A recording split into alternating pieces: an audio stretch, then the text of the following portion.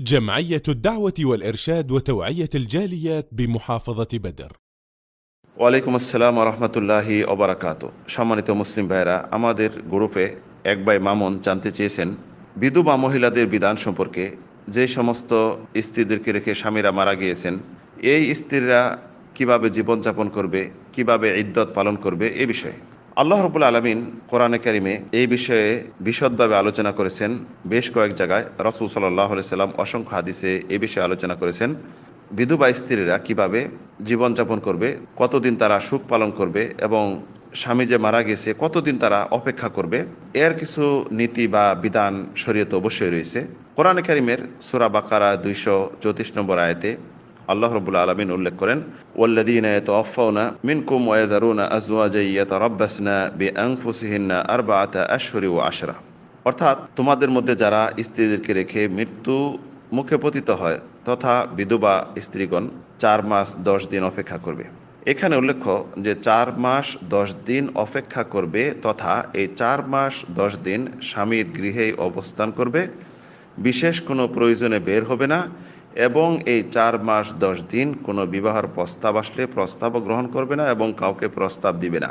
এমনকি এই 4 মাস 10 দিন যেই সমস্ত পোশাক পুরুষদেরকে আকর্ষণ করে, এই সমস্ত চাকচিক্যময় পোশাক, সৌন্দর্যমণ্ডিত পোশাক যেটা স্বামীর জন্য একমাত্র উচিত, এই সমস্ত পোশাক পরিধান করবেন না।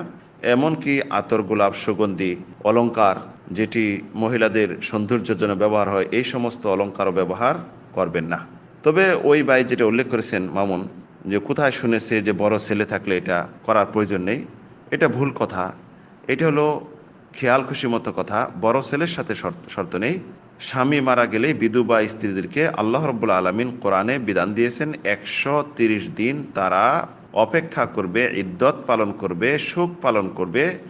এতে কোনো বাড়তি সৌন্দর্য এবং আতর, গোলাপ, সেন্ট এগুলি ব্যবহার করবে না, বরং স্বামীর বাড়িতে অবস্থান করবে। বিশেষ প্রয়োজন ছাড়া স্বামীর বাড়ি থেকে বের হবে না। যদি প্রয়োজন হয় বের হবে, আবার স্বামীর বাড়িতে ফিরে আসবে। এভাবে 4 মাস 10 দিন তথা 130 দিন পার হওয়ার পরে সে চাকচিক্য পোশাক পরিধান করতে পারবে, সৌন্দর্যমণ্ডিত হতে পারবে, আতর, গোলাপ, সেন্ট ব্যবহার করতে পারবে এবং যেই সমস্ত সৌন্দর্য পুরুষদেরকে আকর্ষণ করে এটা পড়তে পারবে এবং বিবাহের প্রস্তাব আসলে গ্রহণ করতে পারবে, বিবাহের প্রস্তাবও দিতে পারবে। আর যে আমরা শুনে থাকি বিভিন্ন মাধ্যমে এবং বিভিন্ন আঞ্চলিকভাবে যেটা শুনতে পারি যে স্ত্রীদের বিধিনিষেধ, বিধবাদের বিধিনিষেধ, এটি হলো বানাওয়াটি ভ্রান্ত কথা। এটি হলো অমুসলিম হিন্দুদের কিছু প্রথার মাঝে আমাদের মাঝে সামঞ্জস্য হয়ে যায়। তাই আমরা যে বিধান কোরআনে কারিমে দিয়েছে, হাদিসে দিয়েছে, এটা মানার চেষ্টা করব। আল্লাহ রাব্বুল আলামিন আমাদেরকে তৌফিক দিন। আমিন। হাদা ওয়া সাল্লাল্লাহু আলা নবিয়িনা মুহাম্মদ।